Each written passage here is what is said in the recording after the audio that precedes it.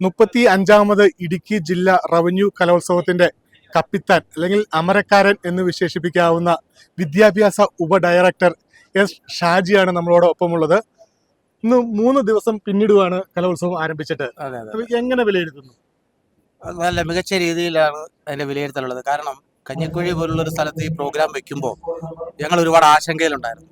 അത് മൊത്തം പരിഹരിക്കാമെന്നുള്ള ഒരു ഉറപ്പ് മാനേജ്മെന്റ് ഇവർ തന്നതിന്റെ അടിസ്ഥാനത്തിലാണ് നമ്മളിവിടെ വെച്ചത്. അതിലൊരു വലിയൊരു പ്രശ്നം എന്ന് പറയുന്നത്, കഞ്ഞിക്കുഴി എന്ന് കേൾക്കുമ്പോൾ ആദ്യം ഉണ്ടായിരുന്ന ഒരു രൂപമുണ്ട്.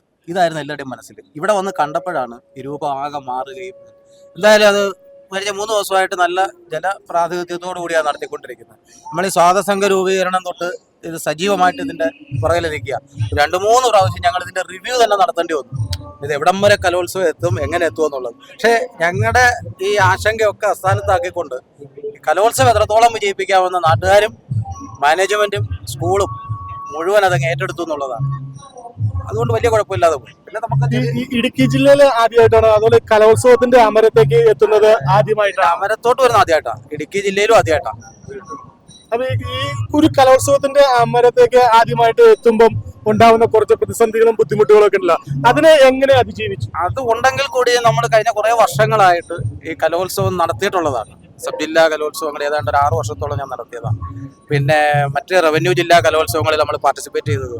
ഇതിന്റെയൊക്കെ ഒരു ഇത് വെച്ചുകൊണ്ടാണ് നമ്മൾ ഇത് നോക്കിക്കാണുന്നത്. അതുകൊണ്ട് വലിയ ബുദ്ധിമുട്ടില്ല. എങ്കിലും ഇതിന്റെ നേതൃസ്ഥാനം വഹിക്കുമ്പോൾ നമുക്ക് അതിൻ്റെതായ ഒരു ചെറിയൊരു ഇടുക്കി ജില്ലയിൽ ആദ്യം പറഞ്ഞപ്പോ ഇടുക്കി ജില്ലയിലേക്ക് എത്തുമ്പോഴും ഇങ്ങനെ ഒരു കലോത്സവം ഏറ്റെടുക്കുമ്പോഴും ഇടുക്കിയുടെ ഒരു ഭൂപ്രകൃതി ഉണ്ടല്ലോ, അത് വളരെ ഒരു കഠിനമായിട്ടുള്ള ഒരു ഭൂപ്രകൃതിയാണ്. അത് എന്തെങ്കിലും വെല്ലുവിളി സൃഷ്ടിക്കുമെന്ന് ഉദ്ദേശിച്ചിരുന്നു? അത് ഒരു ചെറിയൊരു ഇതുണ്ട്. കാരണം കുട്ടികൾക്ക് എത്തിച്ചേരാനും പോകാനും ഉള്ളൊരു ബുദ്ധിമുട്ട് ഈ ഇടുക്കി ജില്ലയിൽ അതിന്റെ ജോഗ്രഫിയുടെ ഒരു ഫീച്ചർ അതാണ്. പക്ഷെ എന്നാലും കലോത്സവം നേരത്തെ നടന്നിട്ടുള്ളതാ, അതുകൊണ്ട് നമുക്ക് ഈ പ്രശ്നമില്ല. കാരണം എന്തായാലും പിള്ളേർ വരും, ആ ഒരു ബുദ്ധിമുട്ടില്ലായിരുന്നു. ഈ നമ്മള് ജഡ്ജസിന് തിരഞ്ഞെടുക്കുന്നതിന്റെ മാനദണ്ഡങ്ങളെ കാര്യങ്ങള് എങ്ങനെയാണ്? ജഡ്ജസിന്റെ തിരഞ്ഞെടുക്കുക എന്ന് പറഞ്ഞാൽ നമ്മളൊരു പാനൽ ഉണ്ടാക്കുകയും ആ പാനലിൽ നിന്നാണ് ജഡ്ജസിനെ എടുക്കുന്നത്. അത് നമ്മൾ കൃത്യമായിട്ട് അത് എടുത്ത് തയ്യാറാക്കി DG കൊടുത്ത് അപ്രൂവൽ മേടിച്ചിട്ടാണ് നടത്തുന്നത്. അതിനകത്തൊക്കെ നമുക്ക് പറയില്ല. പക്ഷേ ഈ വന്നതിൽ അവര് ഇങ്ങനെ ഉള്ളവരാണ് എന്നുള്ളൊരു ഇഷ്യൂ ആണ് നമുക്ക് ആദ്യം വന്നത്. അത് നമ്മൾ മൊത്തം പേരെയും മാറ്റി നമ്മൾ പുതിയ ജഡ്ജസിനെ വെച്ച് നമ്മൾ പരിഹരിച്ചു.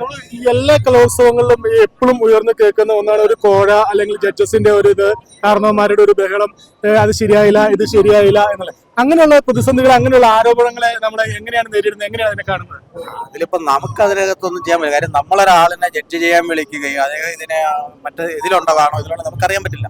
ഈ വരുന്നവരാണെന്നൊന്നും നമുക്കറിയില്ല. നമ്മളൊരു പ്രോപ്പറായിട്ട് ഒരാളിനെ വിളിക്കുന്നത്. പക്ഷെ വരുമ്പോ അത് മറ്റൊരു വിഭാഗം അതിലൊരു ആരോപണം ഉന്നയിക്കുക. എന്തായാലും നമ്മൾ ആ ആരോപണത്തെ തള്ളിക്കളഞ്ഞിട്ടില്ല, അത് പ്രതിസന്ധി തരണം ചെയ്തിട്ടുണ്ട്. അതുപോലെ നമ്മള് ജില്ലാ കലോത്സവം നടത്താനായിട്ട് ഒരു സ്കൂള്, ഒരു വേദി തിരഞ്ഞെടുക്കുമ്പോൾ അവിടുത്തെ എന്തൊക്കെ സൗകര്യങ്ങൾ, എന്തൊക്കെ കാര്യങ്ങളാണ് നമ്മൾ ആദ്യം പരിഗണനയിൽ വരിക? അവരുടെ വില്ലിനെസ് ആണ് ആദ്യം വേണ്ടത്.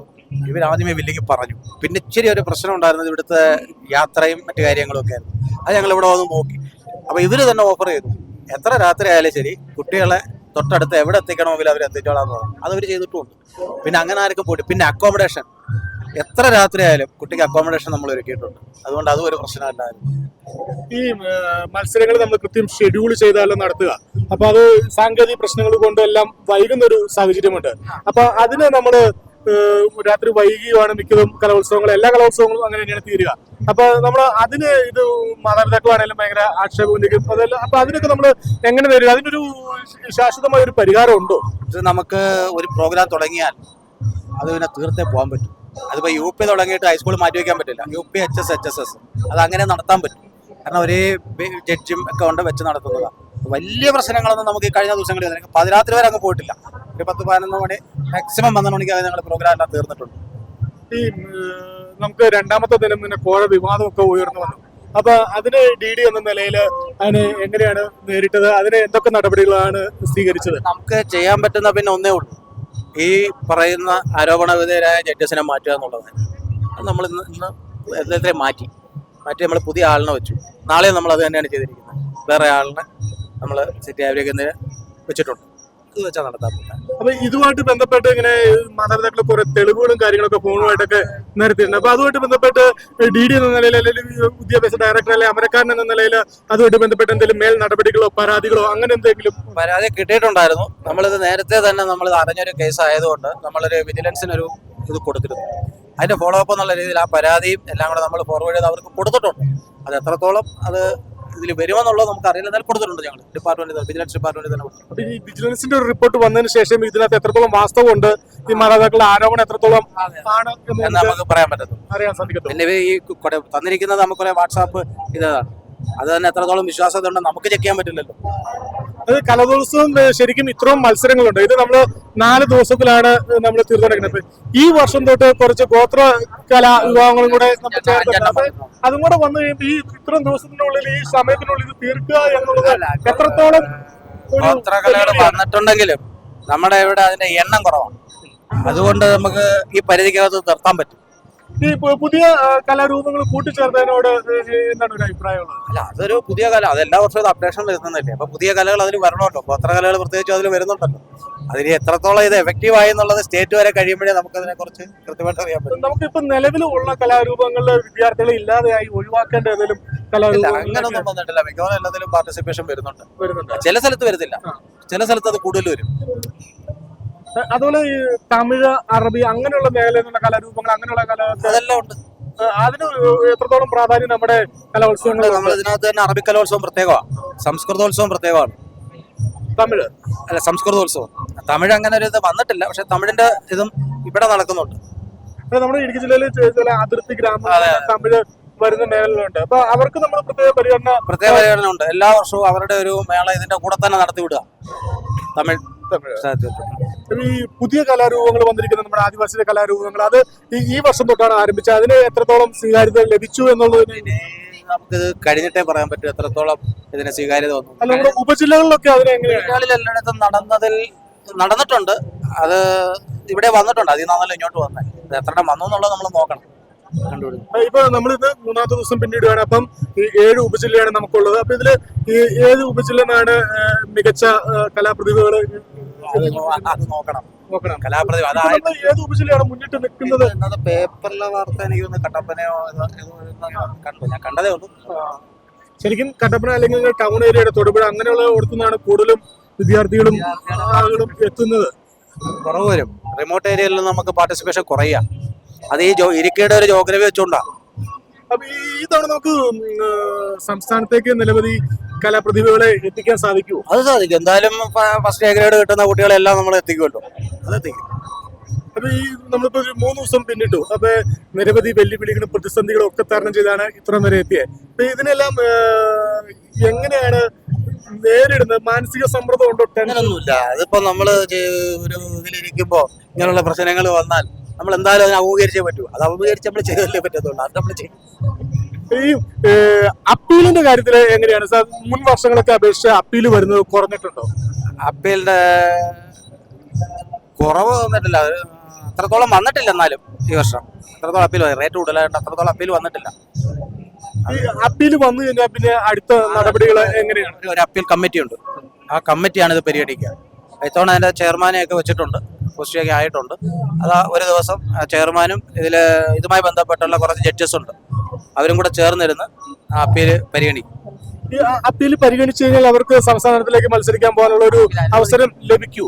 അപ്പീൽ അനുവദിച്ചാൽ, ഇവര് പറയുന്ന എല്ലാ കാരണങ്ങളും അക്സെപ്റ്റ് ചെയ്യണമെന്നില്ല. അപ്പീൽ അനുവദിച്ചാൽ അവർക്ക് സംസ്ഥാനത്തിൽ മത്സരിക്കാം. ഈ അപ്പീൽ വരുമ്പം ആ ഒരു സ്റ്റേജിൽ നടന്ന മത്സരങ്ങളുടെ എല്ലാം വീഡിയോ ദൃശ്യങ്ങൾ പരിശോധിച്ച് വീഡിയോ ഉണ്ട്, അതിന്റെ സ്കോർ ഷീറ്റ് ഉണ്ട്, സ്റ്റേജ് മാനേജറുടെ റിപ്പോർട്ട്, ഇതെല്ലാം പരിശോധിച്ച് ആ കുട്ടിയോട് പറഞ്ഞിരിക്കുന്ന കാരണങ്ങൾ ജെന്യൂൻ ആണോ എന്നുള്ളത് റിപ്പോർട്ട് സ്റ്റേജ് മാനേജർ റിപ്പോർട്ട് കൊടുക്കും. അതെല്ലാം പരിശോധിച്ചതിന് ശേഷമേ അത് പരിഗണിക്കാം. അത് ആ ടീം നോക്കണം, കൊടുക്കണോ വേണ്ടോ തീരുമാനിക്കണം. ഇപ്പൊ നിലവിൽ ഒരു കലോത്സവം ഒരുപാട് പ്രതിസന്ധികളും കാര്യങ്ങളെല്ലാം വന്ന് നടത്തിയ ഒരു അനുഭവ സമ്പത്ത് ഒരു പരിചയമായി. ഇനി വീണ്ടും വരും വർഷങ്ങളെല്ലാം ഇതിനെ കലോത്സവങ്ങൾ ഏറ്റെടുത്ത് നടത്താനുള്ളൊരു ആത്മധൈര്യം? അത് കുഴപ്പമൊന്നുമില്ല. നമ്മള് ഇതിനകത്തുള്ള എല്ലാ പരിപാടി ഇപ്പൊ നമ്മളെ പൊതുവിദ്യാഭ്യാസ വകുപ്പിൽ കലോത്സവം മാത്രമല്ല, ശാസ്ത്രോത്സവം, കായികമേള, ഇതെല്ലാം നടന്നു, അതെല്ലാം കഴിയുകയും ചെയ്തു. അപ്പൊ പിന്നെ അതുകൊണ്ട് നമുക്ക് പ്രശ്നം. ഈ മറ്റ് ശാസ്ത്രോത്സവം കായികമേളയിനൊക്കെ സംബന്ധിച്ച് നമ്മൾ നോക്കുമ്പോൾ അതിനേക്കാളും കൂടുതൽ ആരോപണങ്ങളും വിഹിതങ്ങളെല്ലാം ഉയരുന്നത് കലോത്സവങ്ങൾ. പാർട്ടിസിപ്പേഷനും കൂടുന്നത് കലോത്സവത്തിലാണ്. അത് ആ കലോത്സവത്തിന്റെ ഒരു ഇതാണ്. ഈ ഡാൻസ് ഇനങ്ങൾ കിടക്കുന്നത് കൊണ്ടാണ് ഈ ആരോപണങ്ങൾ കൂടുതൽ വരുന്നത്. ബാക്കി ഉള്ളതിനകത്ത് ഇത്രയും വലിയ ആരോപണം വരില്ല.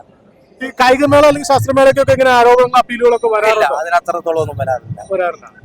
അത് നിസ്സാരമായിട്ട് നടന്നു പോകുന്ന കാര്യങ്ങളാണ്.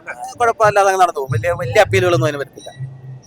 ഇനി അടുത്ത വർഷം 3 വർഷങ്ങളെല്ലാം ഇനി ഇതുപോലെ ഏറ്റെടുത്ത് നടത്തണം എന്ന് സർക്കാർ നിശ്ചയിച്ചു കഴിഞ്ഞാൽ ഏത് ജില്ലയിലാണേലും അതിനുള്ള ഒരു അതിലൊന്നും പ്രശ്നമൊന്നുമില്ല. നമ്മളേതായാലും നമ്മൾ ഏറ്റെടുത്ത് നടത്തും. അപ്പൊ സാറിന്റെ ഒപ്പമുള്ള സഹപ്രവർത്തകരുടെ ഒരു സപ്പോർട്ടും കാര്യങ്ങളും നല്ല സപ്പോർട്ടാണ്. ഓഫീസിന്റെ ഒക്കെ നല്ലതാണ്. നമ്മുടെ ഓഫീസിലെ മിക്കവാറും എല്ലാ ജീവനക്കാരും ഓരോ വേദികളിലായിട്ട് തന്നെ ഇവിടെ ഉണ്ട്, ജയസ് ഉൾപ്പെടെ. അതുപോലെ ഈ ഒരു പ്രദേശവാസികളുടെയും മാനേജ്മെന്റിന്റെ സ്കൂൾ നല്ല സപ്പോർട്ടില്ല നിൽക്കുന്നവര്. പ്രദേശവാസികൾ എന്ത് കാര്യത്തിലും മാനേജ്മെന്റ് സപ്പോർട്ട് ചെയ്ത് നിൽക്കുകയാണ്. എന്ത് വേണമെന്ന് പറഞ്ഞാൽ മതി എന്നാണ് അവർ പറഞ്ഞേക്കുന്നത്. നമുക്ക് അത്രത്തോളം ഇതില്ലാത്തതുകൊണ്ട് നമ്മളെ ജില്ലാ കലോത്സവം നമ്മൾ ഏതെങ്കിലും ഒരു സ്കൂളുകാർ ആവശ്യപ്പെട്ടാൽ നമ്മൾ അവർക്ക് അങ്ങനെ കൊടുക്കാം എന്നുള്ളതാണ് അതിന്റെ ഒരു മാനദണ്ഡങ്ങൾ. അല്ല, അത് പിന്നെ എവിടെങ്കിലും വെച്ച് നടത്തണം. ഇപ്പൊ ഇവിടെ എനിക്ക് സംബന്ധിച്ചൊരു പ്രശ്നമുണ്ട്. ഒന്നുകിൽ റിമോട്ട് ഏരിയ അല്ലെങ്കിൽ താഴെ ഉള്ള ഏരിയ. കഴിഞ്ഞ പ്രാവശ്യം റിമോട്ടായിരുന്നു, ഹൈ റേഞ്ച് ആയിരുന്നു കഴിഞ്ഞ പ്രാവശ്യം ലോ ഏരിയയിലോട്ട് വരേണ്ടതാണ്. ഇപ്പോൾ ലോ ഏരിയയിൽ വന്നപ്പോൾ അത് ഈ കഞ്ഞിക്കുഴിയിലോട്ട് വേണം എന്നുള്ളൊരു സജഷൻ വന്നു. പിന്നെ പല ഭാഗത്തുനിന്നും ഇത് കുഴപ്പമില്ല എന്നുള്ളൊരു ഇതൊക്കെ വന്നപ്പോൾ നമ്മൾ പിന്നെ സെലക്ട് ചെയ്തെടുത്തത്. ഈ ഇതിനകത്ത് നമുക്കിങ്ങനെ സ്കൂളുകാർക്ക് ഇതിങ്ങനെ ആവശ്യപ്പെടാൻ സാധിക്കുമോ, അതോ നമ്മൾ ഇങ്ങനെ ഈ വർഷം ഇന്ന സ്കൂളുകാർ നടത്തിയാൽ മതി അങ്ങനെയുള്ള? അങ്ങനെയല്ല, നമുക്ക് വേണമെങ്കിൽ സജസ്റ്റ് ചെയ്യാം. ഒരു സ്കൂൾ നമുക്ക് എടുക്കാം. അതെല്ലാം ഒരാൾ നമ്മൾ ആവശ്യപ്പെട്ടാൽ നമ്മൾക്ക് തരും. കലോത്സവം ജില്ലാ കലോത്സവങ്ങൾ ഏറ്റെടുക്കാൻ സ്കൂളുകാർ തയ്യാറാവും. കാരണം ഇതിന്റെ പിന്നിൽ ഒരുപാട് തയ്യാറായി. അല്ല, നമ്മുടെ ജില്ലയെ സംബന്ധിച്ച് നമ്മൾ തന്നെ വെക്കും വെനു, നമ്മൾ തന്നെ നിശ്ചയിച്ചു വെക്കും. ഒരു ലോ ഏരിയ അല്ല ഹൈ റേഞ്ച്, അല്ലെങ്കിൽ അവര് തന്നെ ഇത് ചെയ്യാൻ മുന്നോട്ട് വരും. ഈ കലോത്സവത്തിൽ പിന്നെ നമ്മൾ സ്റ്റേജ് പ്രോഗ്രാം അറേഞ്ച് ചെയ്യുന്ന കാര്യത്തിൽ നമുക്കിപ്പോൾ പല വേദികളും ഇത് നാടകത്തിന്റെ വേദി മാറ്റേണ്ടി വന്നു. നാടകത്തിന് വന്ന അവര് ആ സ്റ്റേജിന് അത്ര സൗകര്യമില്ല. അത് അവിടെ നടക്കുമായിരുന്നു. അത് അവര് ഇതൊഴിഞ്ഞ് നടക്കായിരുന്നു അപ്പോഴും. അതുകൊണ്ട് ഒരു സജഷൻ വെച്ച് നോക്കിയതാ. പിന്നെ നമ്മൾ സൗകര്യമായിട്ട് ഇങ്ങോട്ടൊന്ന് മാറ്റി കൊടുത്തു. നടക്കട്ടെ. പക്ഷെ അത് നല്ലതായി. നല്ല ആളുണ്ടായിരുന്നു. നല്ല രാത്രി നാടകം തീരുന്നേരം മയമില്ലായിരുന്നു. അങ്ങനെയുള്ളൊരു സ്ഥിതി വന്നതാണ്. അവിടെ വേറെ പ്രതിസന്ധി ഒന്നും ഇല്ലായിരുന്നു. ഈ അതുപോലെ ഇത് ഓരോ ദിവസവും കലോത്സവം കഴിയുമ്പോൾ എല്ലാ കമ്മിറ്റിയുടെയും ആൾക്കാരെ കണ്ടുവരുന്ന മീറ്റിംഗ് നടത്തിയിട്ട് എന്തെങ്കിലും പോരായ്മകൾ എവിടെങ്കിലും ഉണ്ടോ എന്ന് നോക്കാറുണ്ട്. കഴിഞ്ഞ 2-3 ദിവസമായിട്ട് റിവ്യൂ വേണ്ടിയായിരുന്നു. വലിയ പോരായ്മകൾ എങ്ങും നമുക്ക് വലുതായിട്ട് വന്നിട്ടൊന്നുമില്ല. നല്ല രീതിയിലാണ് പോയിക്കൊണ്ടിരുന്നത്. നമുക്കിപ്പോ ആൾക്കാരെയും അതുപോലെ അധ്യാപകരാണെങ്കിലും വിദ്യാർത്ഥികളുടെയും അഭിപ്രായം കിട്ടുന്നതിൽ ഫുഡിന്റെ ഇതിന്റെ എല്ലാ കാര്യങ്ങളും എല്ലാവരും അഭിപ്രായങ്ങളൊക്കെ എങ്ങനെയാണ് വരുന്നത്? നല്ല അഭിപ്രായം വന്നുകൊണ്ടിരിക്കുന്നത്. ഫുഡിനൊന്നും ഇതുവരെ പരാതിയൊന്നും വന്നിട്ടില്ല. ഇപ്പൊ നമ്മളോട് ഇത്ര നേരം കലോത്സവത്തിന്റെ വിശേഷങ്ങൾ പങ്കുവച്ചത് വിദ്യാഭ്യാസ ഉപഡയറക്ടർ എസ് ഷാജിയാണ്. ഈ കലോത്സവം ആദ്യമായിട്ടാണ് അദ്ദേഹം കലോത്സവത്തിന്റെ അമരത്തേക്ക് എത്തുന്നത്. അത് ഈ 3-ാം ദിവസം പിന്നിടുമ്പോൾ ഇത്രയും ഭംഗിയായി നിരവധി പ്രതിസന്ധികളും പ്രശ്നങ്ങളും എല്ലാം ഉയർന്നു വന്നൊരു സാഹചര്യമായിരുന്നു. പക്ഷെ അതിനെല്ലാം അതിജീവിച്ച് കലോത്സവം ഇന്ന് 3-ാം ദിവസത്തിലേക്ക് ഇത് വിജയകരമായി എത്തിച്ചിരിക്കുകയാണ്. നാളത്തോടുകൂടി കലോത്സവം സമാപിക്കുകയാണ്. അപ്പൊ എല്ലാ മേഖലയുമായിട്ട് ബന്ധപ്പെട്ട എല്ലാ കമ്മിറ്റികളെയും ഏകോപിപ്പിച്ചുകൊണ്ട് കലോത്സവം മുന്നോട്ട് കൊണ്ടുപോകുന്ന ഒരു സാഹചര്യമാണ് നമുക്ക് ഇത് കാണുവാൻ സാധിക്കുന്നത്.